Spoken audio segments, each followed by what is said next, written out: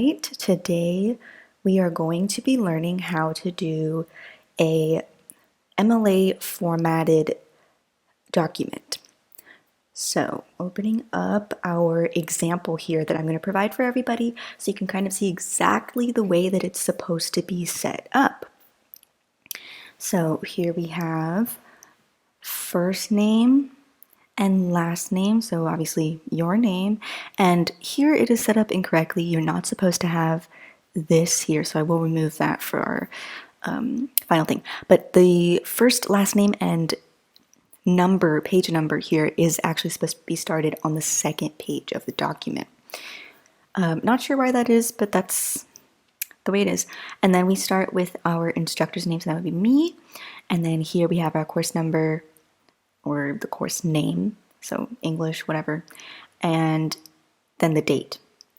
Then you would start your title. There's no bold, no underline, no italics, no nothing. It's just plain Times New Roman. Then you start with an indented paragraph, begin your writing. Again, every single paragraph following is indented.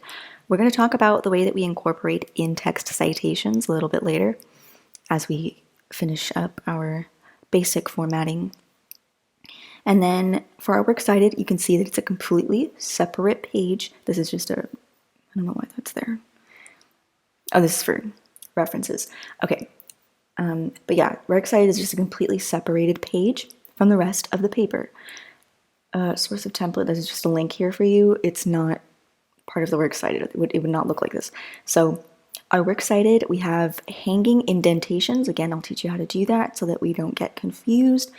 And yeah, this is just so everything is ABC order, and that's that. Okay, so I'm going to start a new document so you know how to create these headers right here and do all of these things formatted correctly so that we don't get confused or really crazy with spaces or anything and mess up the document. So, new document, and we're going to double click here and the header will pop up. If not, we put insert, header and footer, so we do header. Typically I will select this one because it's already to the left. Now the font is never formatted for Times New Roman. I don't know who uses Calibri, but that's, anyway.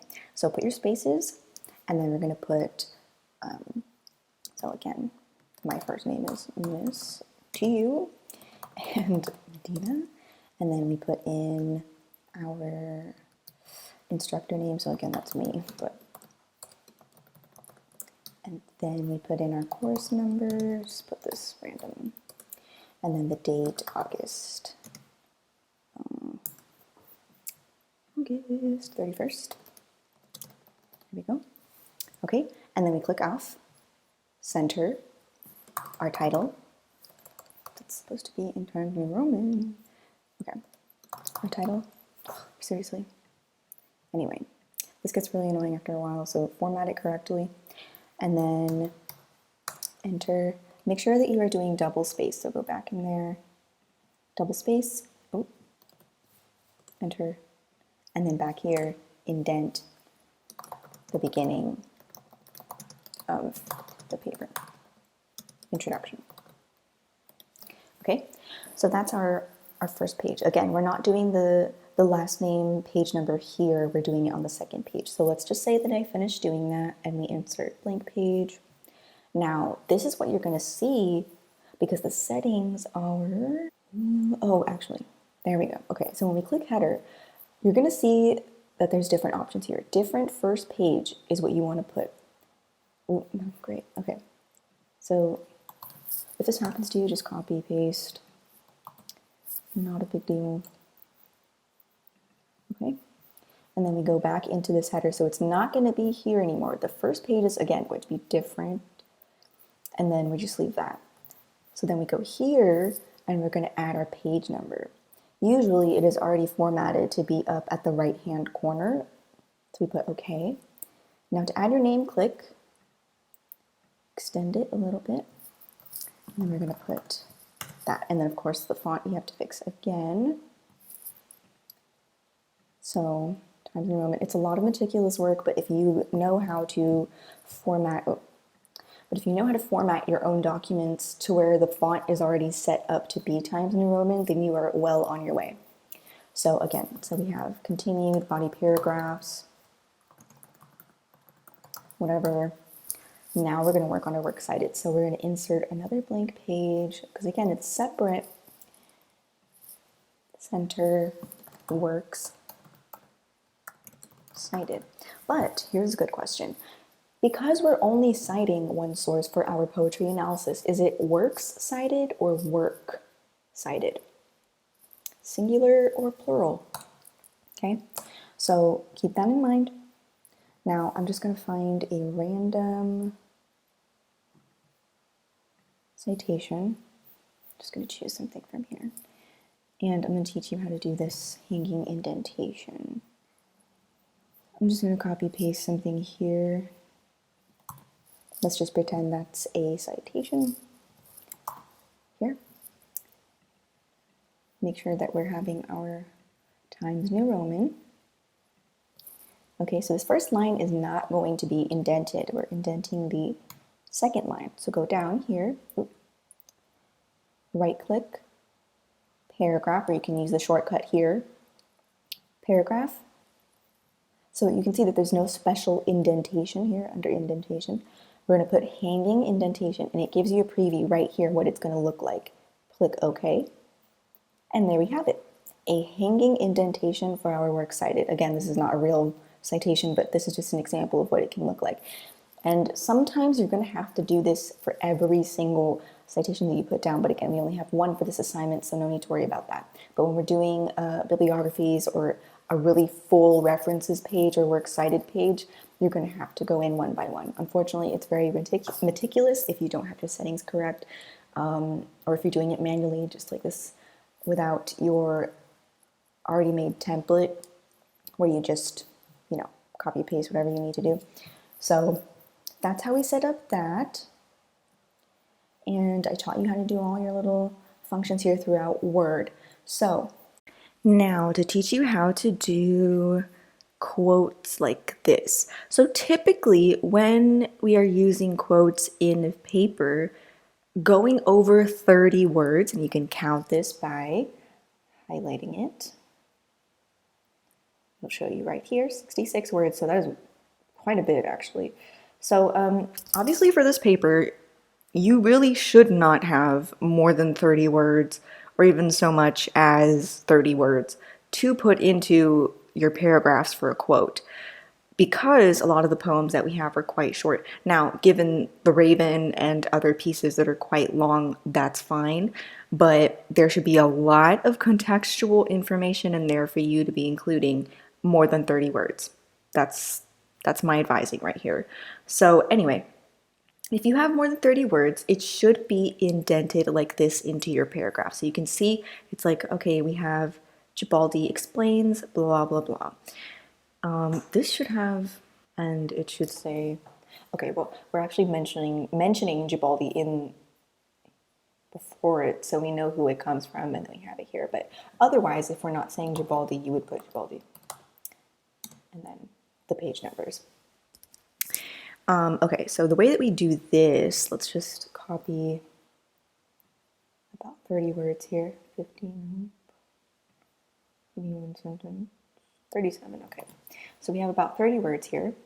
I'm going to put it into our document. So let's just say the poem clearly alludes to romanticist ideals with such phrases as, quote, but because we're not going to click here, okay, enter, indent, paste. Now, obviously, let's make it into Times New Roman. We're going to go back to the beginning and click indent twice, which is a tab button. 1, 2. Okay, so we see that the whole thing is, okay, right. Now the whole thing has to be kind of aligned here. And then we start put our in-text citations, we put author, page number,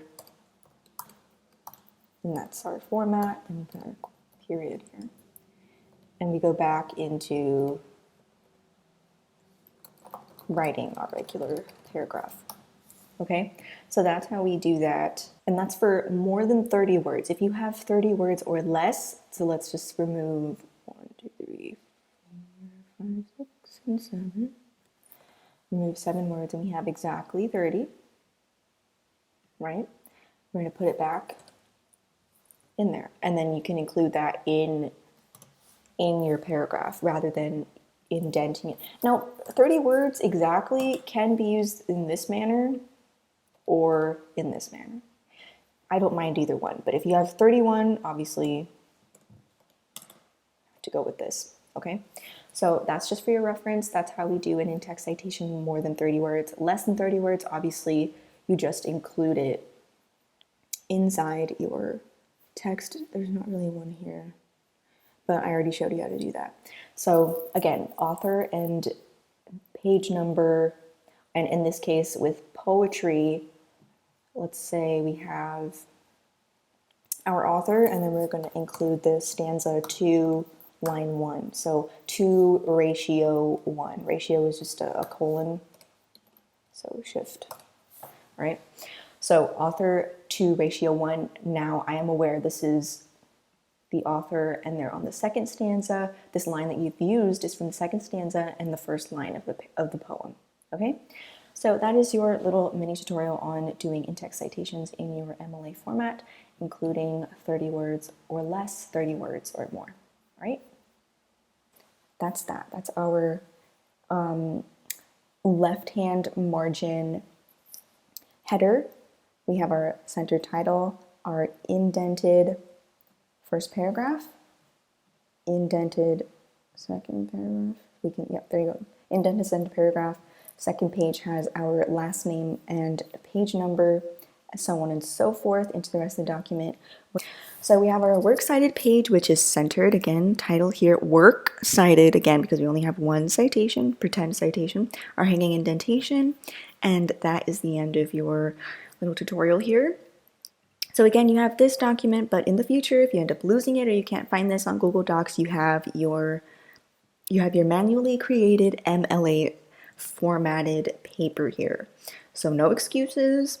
Everything here is perfectly made for you to your convenience. Okay, so that's the end of this tutorial. I hope you guys found this really helpful. If you have any other questions regarding how to format the paper, maybe on Google or what's it called, Google Docs, or even Pages or things like that, it's pretty much the same idea.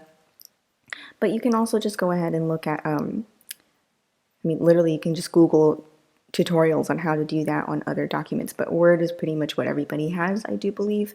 So there you have it. All right, see you in class.